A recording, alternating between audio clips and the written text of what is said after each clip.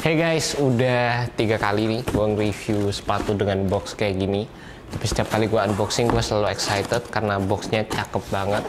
Dan di dalam nih ada sesuatu yang sedikit beda karena ini adalah Air Jordan 35 Low. Stay tune guys. Hey guys, selamat datang kembali di YouTube channel Naksir Sneakers. Kali ini gue mau nge-review Air Jordan 35 Low.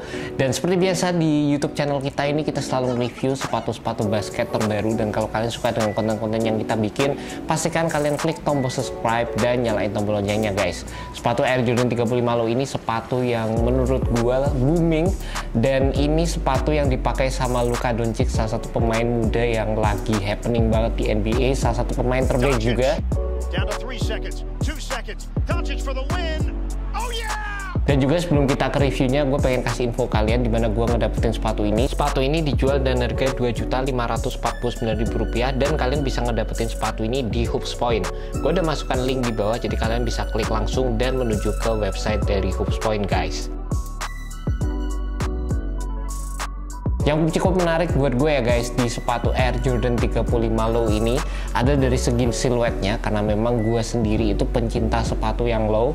Buat kalian yang masih mikir ya sepatu low itu nggak aman di ankle dan lain sebagainya, itu sih nggak bener sih guys. Sekarang di tahun 2021 udah menurut gue sih nggak ada bedanya sama sekali, karena yang lebih penting ada dari segi fitting, dari segi fitur-fitur lockdownnya, dan dari segi fitur-fitur kestabilan juga yang ada di sepatu ini.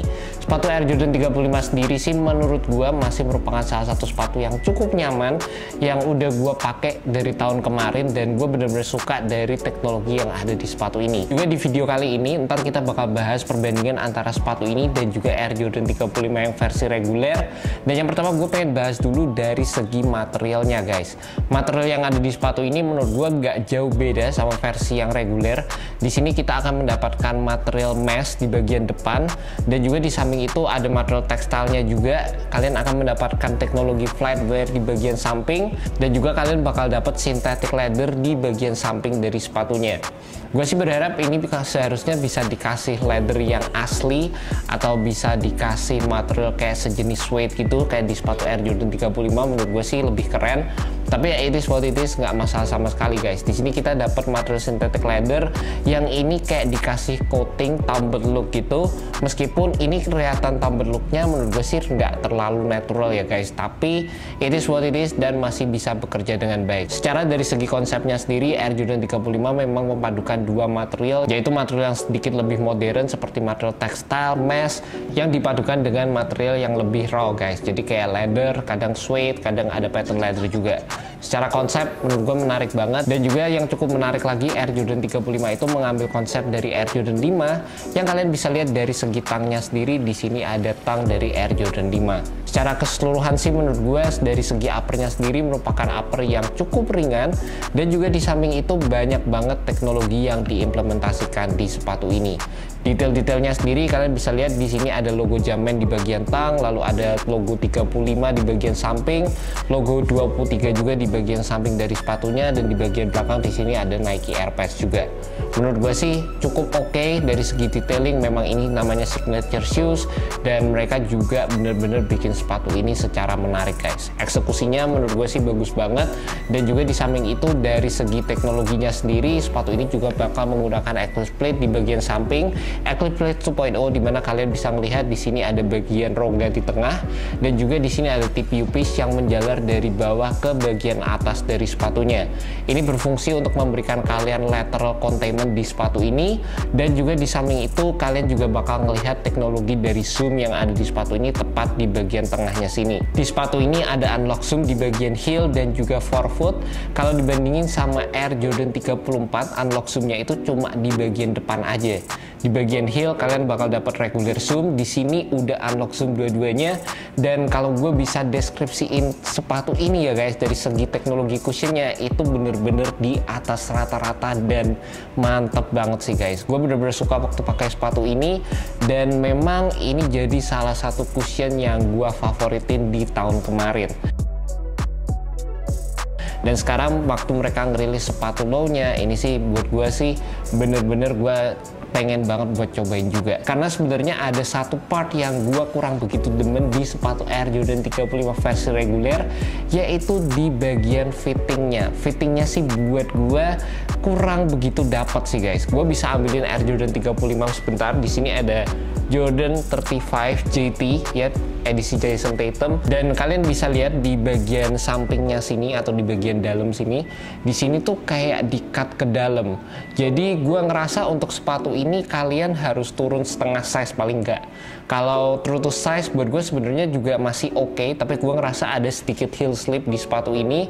Gue lebih prefer kalau buat gue harus turun setengah size sih guys, mungkin lebih nyaman. Cuma kalau kalian beli true to size, pastikan kalian tali sepatunya sini sampai atas, dan kadang itu pun juga menurut gue masih ada serasa heel slip di bagian belakang kaki gue guys. Dibandingkan dengan padding yang ada di sepatu Air Jordan 35 low, kalian bisa ngelihat paddingnya tuh lebih standar, lebih simple, dan ini sih menurut gue waktu gue pakai pertama kali gue beli true to size dan fittingnya enak banget, gak ada masalah sama sekali, bener-bener ngasih gue fit yang one-to-one. Jadi secara first impression kayak ini tuh fittingnya lebih dapat aja sih guys di sepatu ini. Dan dari segi tractionnya juga gue udah cobain beberapa kali sepatu Air Jordan 35. Kali ini dari segi tractionnya sendiri kalian juga bakal dapat XTR, jadi lebih durable dibandingkan dengan traction yang ada di sepatu ini. Dan juga dari segi patternnya sendiri Air Jordan 35 menggunakan full herringbone, jadi bener-bener nge-grip banget di lapangan. Sewaktu gue pakai Air Jordan 35 yang versi sebelumnya juga, dan juga sama kayak gini, gue butuh break in time sedikit, mungkin 1-2 game, dan semakin sering kalian pakai, tractionnya bakal kasih grip yang bener-bener oke di lapangan guys. Gue nggak begitu saranin untuk penggunaan lapangan outdoor, karena meskipun sepatu ini menggunakan rubber XTR, tapi dari segi implementasinya sendiri cukup minimal. Jadi menurut gue pribadi sepatu ini nggak bakal begitu durable kalau kalian mau pakai di lapangan outdoor. Yang ngebedain dari segi material antara sepatu ini dan juga Air Jordan 35 versi reguler adalah di bagian dalamnya sini, dimana di sini tuh cuttingan leathernya atau synthetic leathernya tuh cuma sampai bagian sini aja. Kalau kalian melihat Air Jordan 35 ini kan full sampai ke bagian bawah, kalian juga masih dapat teknologi dari Flightwear di bagian samping yang ada di bagian luar sama di bagian dalam, dan juga fitur stabilitas dari Air Jordan 35 ini bagus banget secara lateral, dimana kita mendapatkan extra plate di bagian samping, ada Flightwear juga yang memberikan kita containment fit yang oke, dan ditambah lagi kalian juga akan mendapatkan base yang benar-benar lebar di sepatu ini. Meskipun kalian tidak akan mendapatkan visible outrigger, tapi dengan base yang cukup lebar seperti ini menurut gue sih udah benar-benar cukup guys.